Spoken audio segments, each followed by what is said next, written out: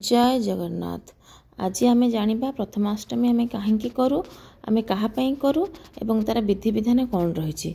आम जमी जाने प्रथमाष्टमी पढ़ुआ अष्टमी बोली कहती। ये प्रथमाष्टमी मार्गशीर मास कृष्ण पक्षर अष्टमी तिथि दिन पालन कराए। यह ओडिशार एक पारंपरिक पर्व। यह सौभागिनी अष्टमी, काल भैरवाष्टमी बा पापनाशिनी अष्टमी भाव नामित। अतीत मार्गशीर मास को वर्षर आद्य मास बा प्रथम मास बोली गणना करा जायथिला। एही मासरु वर्षारंभ होउथिला। तेणु वर्षर प्रथम मासर प्रथम अष्टमी को प्रथमाष्टमी बोली कहा जाउछि।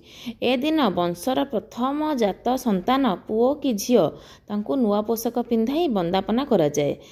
यह भुवनेश्वर लिंगराज महाप्रभुंकर मध्य गोटे जात्रार दिवस। आम ओडिशार परंपरा अनुसार यही दिन परिवार ज्येष्ठ संतानर सुख समृद्धि और दीर्घ जीवन पाई पूजा विधि अनुष्ठित होता है। यही दिन सेमानंकर दीर्घ जीवन कामना करी माँ माने षठी देवींकर पूजा अर्चना करथांती। पंचपल्लव पंचशस्ୟରେ कलश पूजा और वरुण पूजा होता है। ओडिया परंपरा अनुଯାयी प्रथमाष्टमी दिन घरर ज्येष्ठ संतान से कन्या हो कि पुत्र हो ताकू स्नान कराई सकाळू नूतन वस्त्र पिंधाई दियंक आगरे पीढ़ा उपरे बसाई दुई कान फूल और मुंडरे चंदन लगाई दुब बरकोली पत्र हलदी मिशा चाउल मिसाई से माँ माने तांको वंदापना करती। वंदापना पर ज्येष्ठ संतान षठी देवी को मुंडिया मारिबा सहित पितामाता और गुरुजन को मुंडिया मारी आशीर्वाद नियंती। परिवार ज्येष्ठ पुत्र बा ज्येष्ठ कन्यार नववस्त्र परिधान और वंदापना हेबार यह विशेष विधि को पढ़ुआ हेबा कहिथांती। परंपरा अनुଯାयी यही दिन ज्येष्ठ संतान पिंधुथिबा नूतन वस्त्र मामू घरु आसी थाए। यही दिन मामू माने नुआ लुगा मिष्टान और अन्यान्य सामग्री सह भणजा भाणजी घर को जाई पढ़ुआ करती। सेथिपाई मामू को श्रद्धा और परिहास रे अष्टमी बंधु बोली कहा जाए। अवश्य ज्येष्ठ पूर्णिमा दिन घरर ज्येष्ठ पुत्र बा ज्येष्ठ कन्या को नुआ लुगापटा बापा माँ माने पिंधे थांती।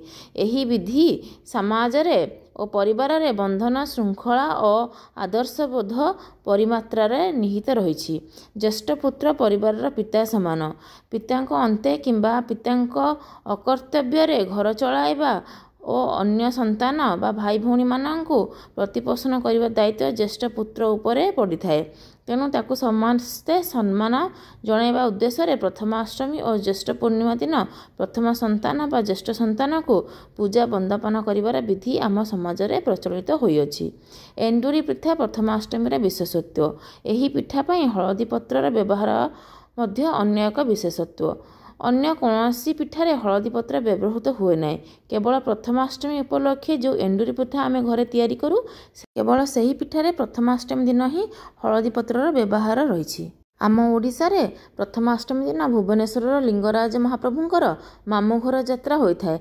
लिंगराज महाप्रभु यही दिन तांको मामू घर रूपे परिचित कपाली मठ जाती पढ़ुआ हाँपाई।